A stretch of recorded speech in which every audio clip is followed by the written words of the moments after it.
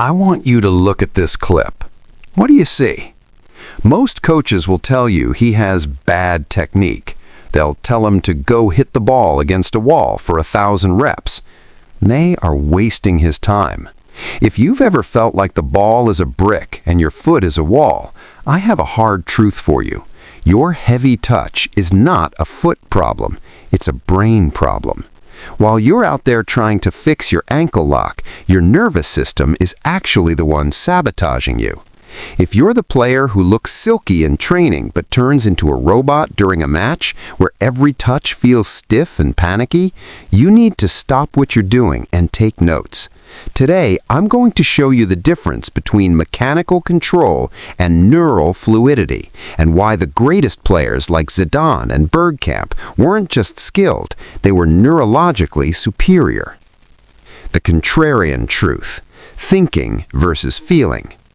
The mistake 99% of players make is they try to think their way into a good first touch. When the ball is traveling toward you at 30 miles per hour and a 190-pound defender is sprinting at your chest, your prefrontal cortex, the part of the brain that handles conscious thought, is too slow. If you are thinking, "I need to cushion the ball now," it's already too late. The ball has already bounced off you. This is what we call neural lag. When your brain feels pressure, it sends a threat signal to your muscles. Your body tenses up, your joints stiffen, you become a hard surface. And physics tells us that when a ball hits a hard, tense surface, it bounces. Elite players like Messi or Xavi don't receive the ball, they absorb it. Their brains are in a state of quiet neural activity. They aren't thinking, they are using their motor cortex to react at a subconscious level. Messi once said, "I don't visualize the play, I just let it happen." That is the secret. You need to stop trying to control the ball and start letting your nervous system process the data. The science: proprioception and the vestibular system. To fix a heavy touch, we have to talk about proprioception, your body's internal GPS. Inside your feet are thousands of nerve endings that provide feedback to your brain about the ball's weight, spin, and velocity. But most of you are wearing thick, cushioned boots that numb these nerves.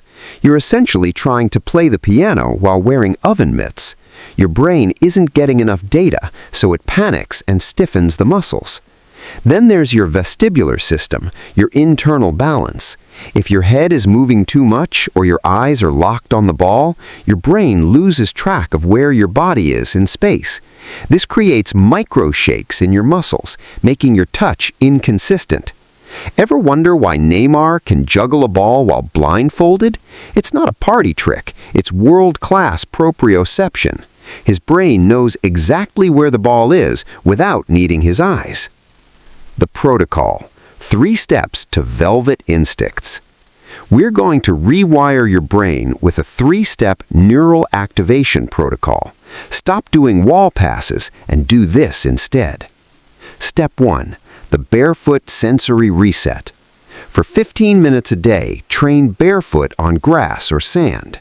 Do simple juggling and soul rolls. You need to wake up the nerve endings in your feet. This increases the bandwidth of data going to your brain. Within a week, the ball will start to feel like an extension of your skin, not an object you're hitting. Step 2: the chaos reception drill. Take a ball and kick it as high as you can into the air. But here's the catch: as the ball falls, you must close your eyes for the last 2 seconds before it hits your foot. This forces your brain to rely on anticipatory sensory feedback rather than just sight. You're teaching your nervous system to feel the ball's arrival. Step 3: shadow absorption. Go into a space without cones. Have a partner or a wall fire uncomfortable passes at you, balls that are too hard, too high, or at your knees. Your goal isn't just to stop the ball, it's to transition immediately into a dribble. No dead touches. If you stop the ball completely, you've lost. Keep the ball alive and moving. This trains the brain to stay in flow state instead of thinking mode. The tribalism: joining the 1%.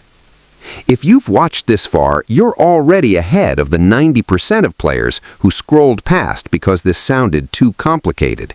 Those players will stay stiff. They'll keep blaming their boots or their teammates for their heavy touches. But you understand that the game is played in the mind first. If you want the full neural training routine, I've put a link in the description for our Flow State Blueprint ebook. Also, make sure to join our Discord community. It's full of players who are done with average coaching and are ready to hit the protocol. Stop thinking, start feeling. I'll see you in the next one. Take action.